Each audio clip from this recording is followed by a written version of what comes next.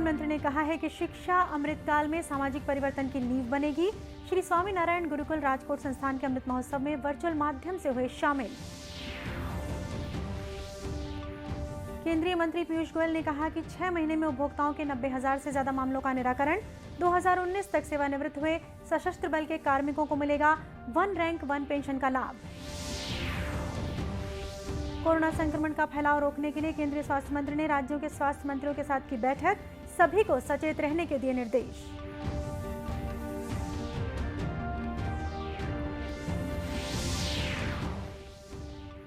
और मैनपाट में पर्यटकों के लिए खुला कर्मा एथनिक रिसोर्ट। पर्यटन मंत्री और खाद्य मंत्री ने फीता काटकर शुभारंभ किया।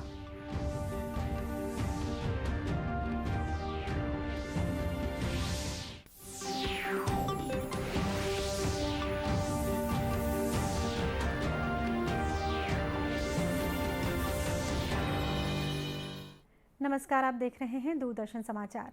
मैं हूं शीतला शुक्ला। समाचार विस्तार से। प्रधानमंत्री नरेंद्र मोदी ने कहा है कि शिक्षा अमृतकाल में सामाजिक परिवर्तन की नींव बनेगी। उन्होंने कहा कि आज की भविष्योन्मुखी शिक्षा नीति कल का आदर्श नागरिक तैयार करेगी। वे आज श्री स्वामीनारायण गुरुकुल राजकोट संस्थान के 75वें अमृत महोत्सव को वर्चुअल माध्यम से संबोधित कर रहे थे। शिक्षा के क्षेत्र में गुरुकुल के योगदान का उल्लेख करते हुए प्रधानमंत्री ने कहा कि गुरुकुल भारतीय पारंपरिक और आधुनिक शिक्षा का संगम रहे हैं। उन्होंने भारत की प्राचीन शिक्षा प्रणाली को पुनर्जीवित करने में बहुत बड़ा योगदान दिया है।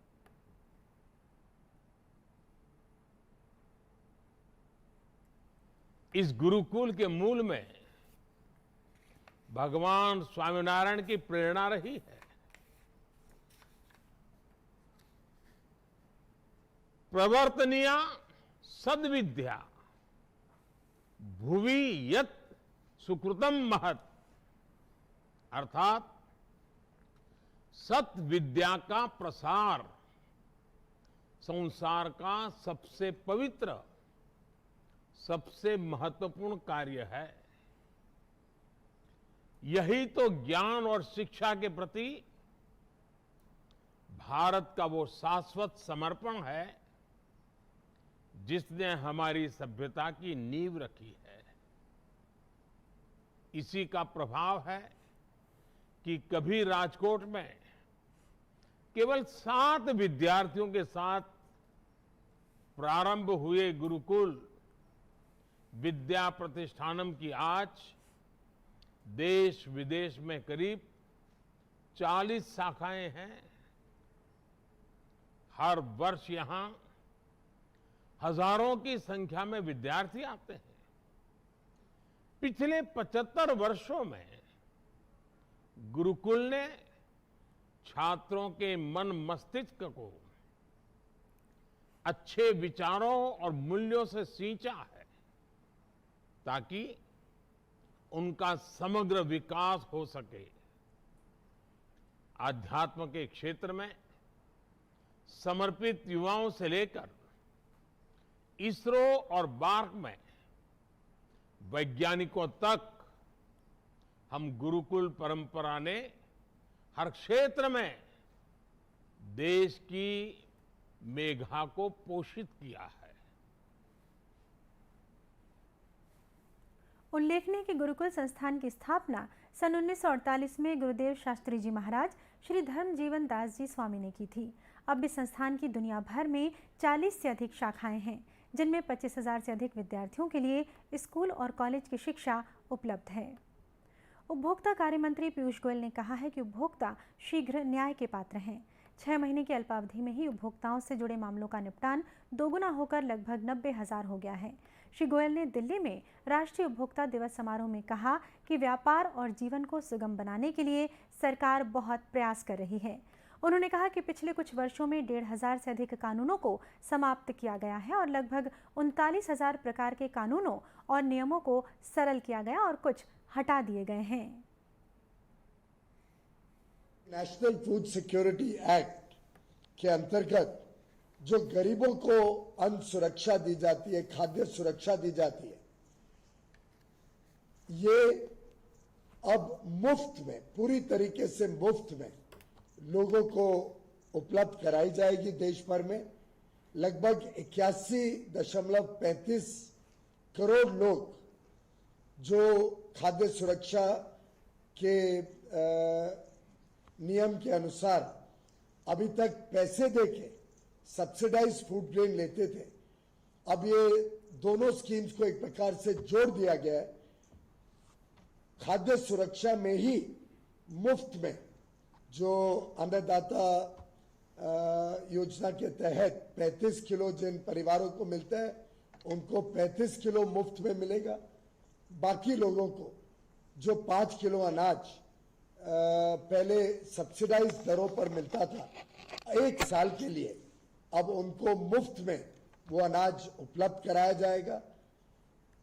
माननीय प्रधानमंत्री जी ने केंद्र सरकार के ऊपर जो फूड सब्सिडी या अलग अलग प्रकार से जो खर्च आता है उसको अब बढ़ाकर लगभग 2 लाख करोड़ रुपए कर दिया है। तो 2 लाख करोड़ रुपए अब केंद्र सरकार पूरा खर्चा अपने ऊपर लेगी खाद्य सुरक्षा नियम के अनुसार, और लोगों को अब कुछ भी पैसा भुगतान नहीं करना पड़ेगा। वहीं केंद्रीय मंत्री अनुराग सिंह ठाकुर ने बताया कि अब पूर्व सैनिकों और परिवार पेंशन धारकों की संख्या बढ़कर 25,13,000 से अधिक हो जाएगी। फिलहाल इनकी संख्या 20,60,000 है। उन्होंने बताया कि इस पर प्रतिवर्ष 8,450 करोड़ रुपए का खर्च आएगा। संशोधित पेंशन का लाभ 1 जुलाई 2019 से मिलेगा। श्री ठाकुर ने बताया कि बकाया भुगतान 4 छमाही किस्तों में किया जाएगा। देश में कोरोना संक्रमण का फैलाव रोकने के लिए केंद्रीय स्वास्थ्य मंत्री डॉक्टर मनसुख मांडविया ने कोरोना स्थिति पर राज्यों के स्वास्थ्य मंत्रियों के साथ वर्चुअल माध्यम से बैठक की। श्री मांडविया ने 2 दिन पहले एक उच्च स्तरीय बैठक की थी। उन्होंने कहा था कि कोविड अभी समाप्त नहीं हुआ है और इस संक्रमण के फिर से उभरने की स्थिति को देखते हुए अधिकारियों को पूरी सतर्कता और तैयारी रखनी होगी। जिस तरह से चीन में कोरोना महामारी की भयानकता हम देख रहे हैं, उसको देखते हुए चीन, जापान, दक्षिण कोरिया, हांगकांग, बैंकॉक सभी से आने वाली फ्लाइट पर हम एविएशन मिनिस्ट्री के साथ बातचीत करके तुरंत ही एयर सुविधा पोर्टल का इम्प्लीमेंटेशन करके सभी पैसेंजर को RT-PCR कंपलसरी करेंगे, उसका ट्रेसिंग करना चालू कर देंगे और इंडिया में आने के बाद किसी को बुखार मालूम पड़े या तो टेस्ट पॉजिटिव पाया जाए तो तुरंत ही हम उसको क्वारंटाइन करने के लिए भी आदेश जारी करने जा रहे हैं, ताकि देश को कोविड महामारी के सामने हम बचा सके। वहीं एक दिन पहले कोविड स्थिति, स्वास्थ्य के बुनियादी ढांचे और टीकाकरण अभियान की स्थिति का आकलन करने के लिए प्रधानमंत्री नरेंद्र मोदी की अध्यक्षता में उच्च स्तरीय बैठक हुई थी। बैठक के दौरान श्री मोदी ने लोगों को सतर्क रहने की सलाह देने के साथ ही आगामी त्योहारों को देखते हुए सभी से मास्क पहनने और कोविड के दिशा निर्देशों का पालन करने का आग्रह किया है। छत्तीसगढ़ का शिमला कहे जाने वाले मैनपाट में पर्यटन मंत्री ताम्रध्वज साहू ने खाद्य मंत्री अमरजीत भगत के साथ कर्मा एथनिक रिसोर्ट का फीता काटकर शुभारंभ किया। सरगुजा जिले के मैनपाट को पर्यटन की दृष्टि से बढ़ावा देने के लिए 46 एकड़ में 21 करोड़ 37 लाख की लागत से निर्मित हुए कर्मा एथनिक रिसोर्ट का शुभारंभ कर पर्यटकों के लिए खोल दिया गया है। इधर पर्यटन मंत्री ने कहा कि राज्य सहित अन्य राज्यों से आने वाले पर्यटकों के लिए पर्यटन के दृष्टिकोण से पर्याप्त सुविधाएं उपलब्ध कराई गई हैं। लोग कर्मा रिसोर्ट का जो लोकार्पण किए हैं, उससे मैनपाट क्षेत्र में जो यात्री आते हैं पर्यटक, उनको बहुत अधिक सुविधा मिलेगी और पर्यटन स्थलों में यात्रियों के लिए जितनी सुविधाएं होनी चाहिए उसका विकास हमारा पहला दायित्व भी है विभाग का। माननीय मुख्यमंत्री जी ने स्पष्ट निर्देश भी दिया हुआ है।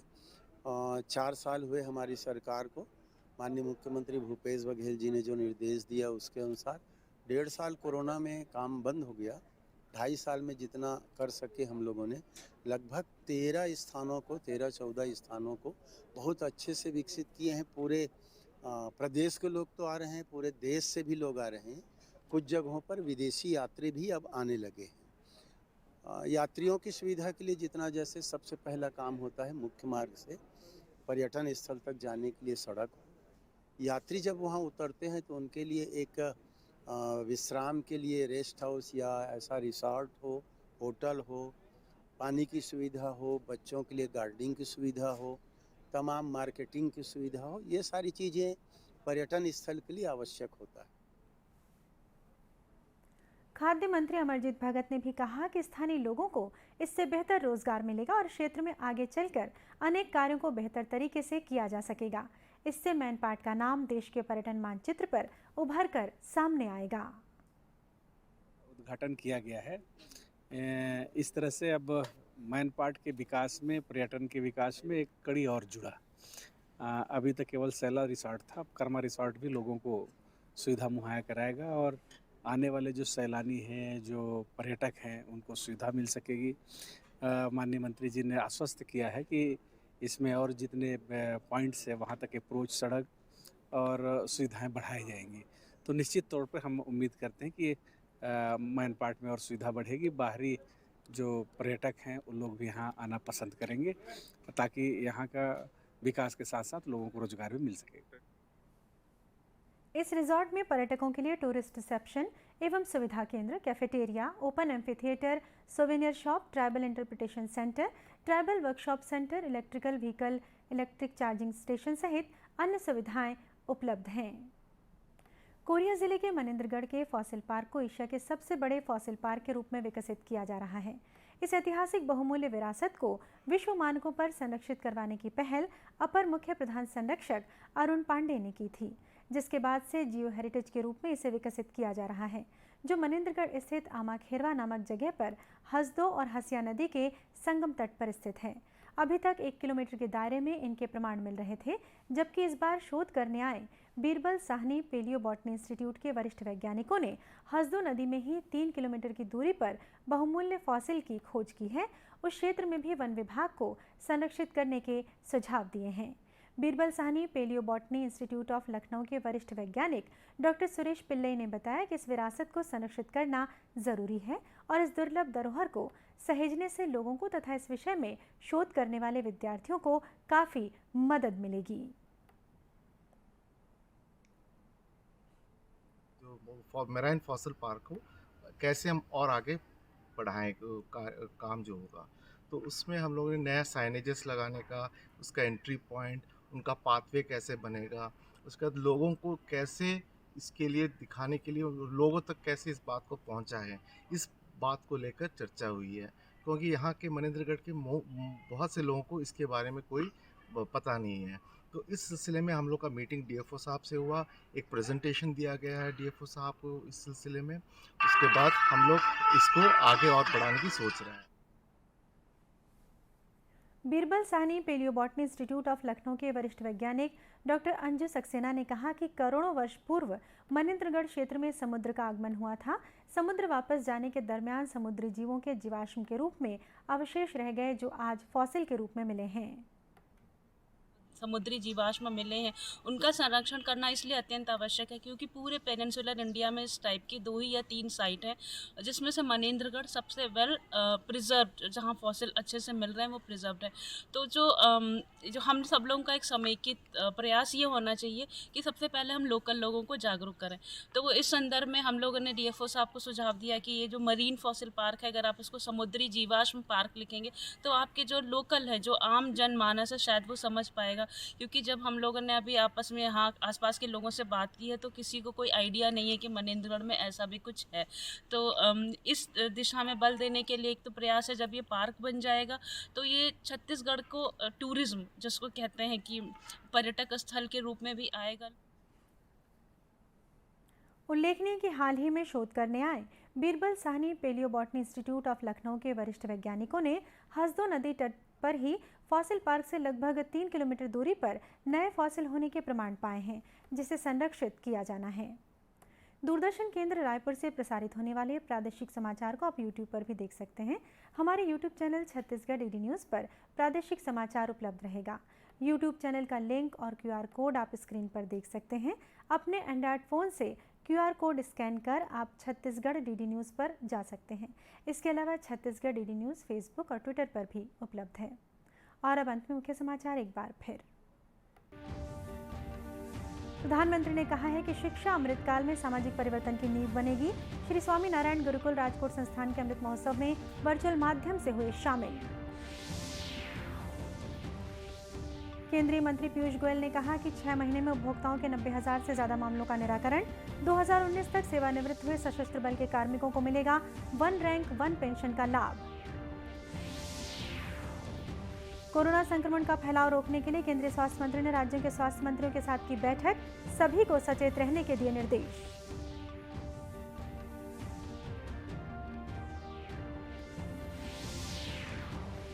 और मैनपाट में पर्यटकों के लिए खुला कर्मा एथनिक रिसोर्ट। पर्यटन मंत्री और खाद्य मंत्री ने फीता काटकर शुभारंभ किया। इसी के साथ ही समाचार बुलेटिन समाप्त हुआ। नमस्कार।